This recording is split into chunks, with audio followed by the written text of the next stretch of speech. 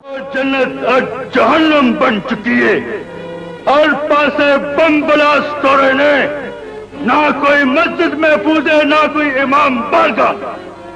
हर पासे गरीबों का खून डोल रहे हैं। फिल्म इंडस्ट्री पर राज करने वाले सुल्तान राही की वफात से न सिर्फ शोबिज इंडस्ट्री पर बुरा वक्त आया, बल्कि उनके साथ काम करने वाले करीबी लोग भी मुश्किलात का शिकार रहे। सुल्तान राही की फैमिली उनकी छोड़ी हुई दौलत में मसरूफ हो गई, लेकिन सुल्तान राही के साथी दर बदर की ठोकरें खाने पर मजबूर हो गए। सुल्तान राही के सेक्रेटरी ड्राइवर और देरीना साथी हाजी एहसन के साथ सुल्तान राही की वफात के बाद उनके बच्चों ने किस तरह का सलूक रवा रखा और क्यों मुश्किल वक्त में उन्हें पूछता भी गवारा नहीं किया, ये सब कुछ हम बताएंगे आज की इस वीडियो में। पहली औरतें जिन्हें चौधरी बादशाह को सलाम करान दी गुस्ताखी की थी। 1.25 लाख मेरा आशिक है।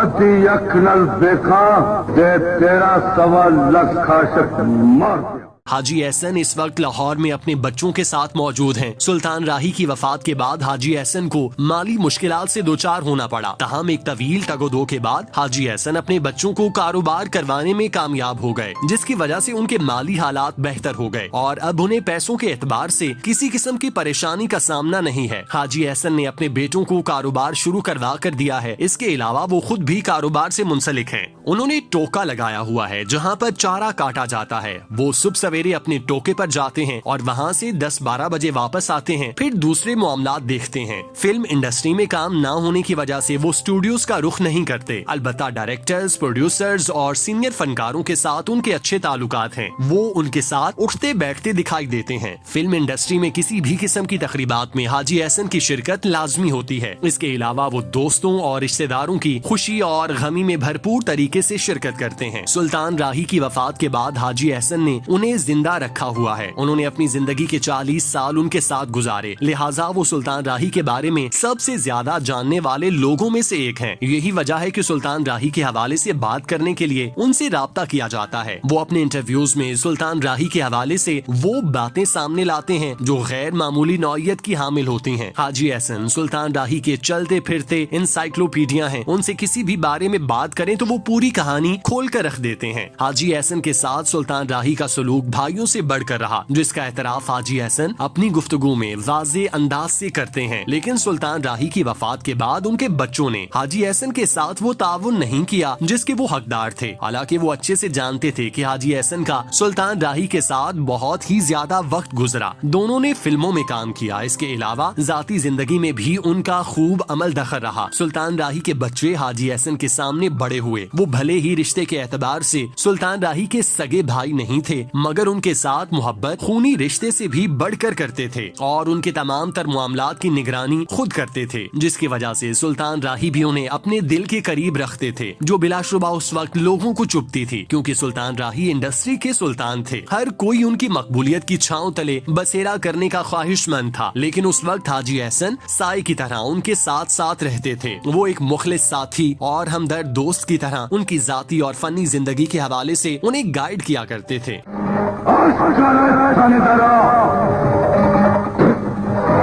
तेरे इंकार नु मैं अपनी बेइज्जती समझांगा।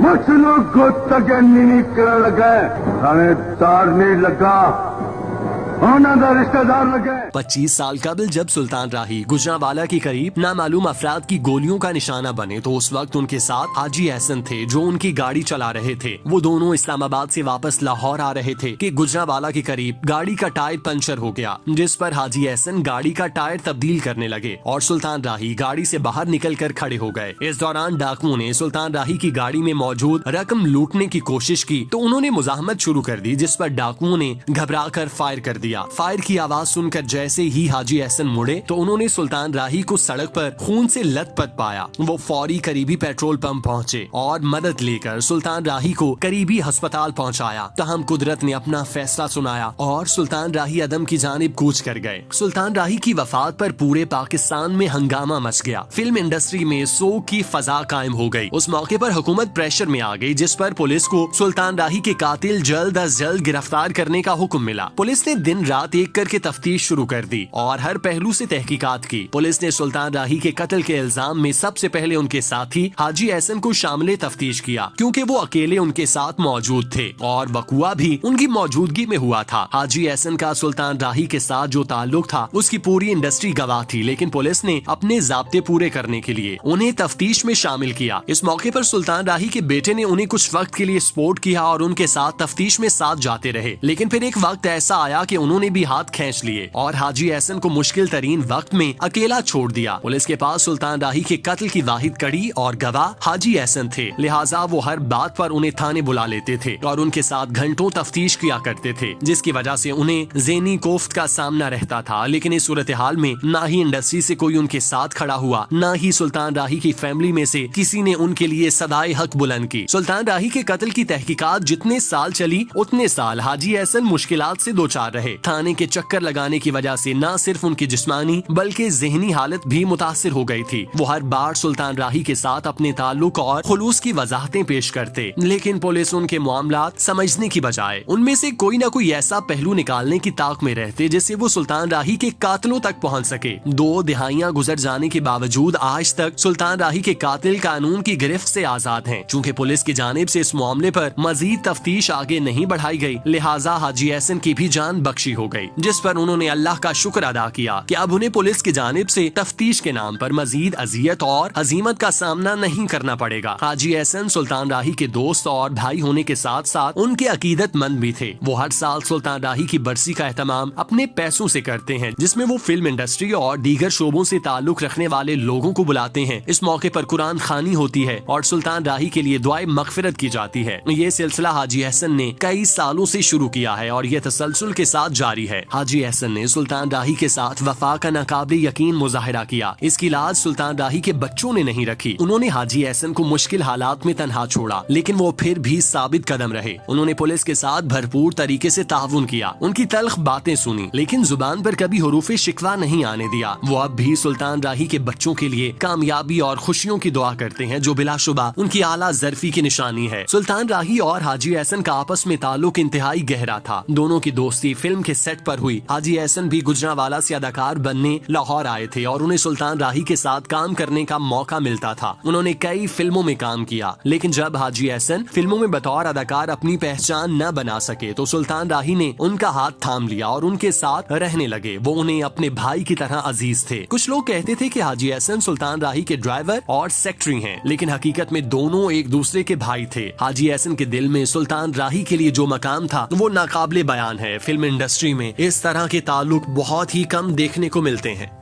फैसला है डिप्टी, तू भी याद रखियो कल कोटलिया, आज तू बोले और मैं बोलूंगा, तेरे बुए ते आके बोलूंगा।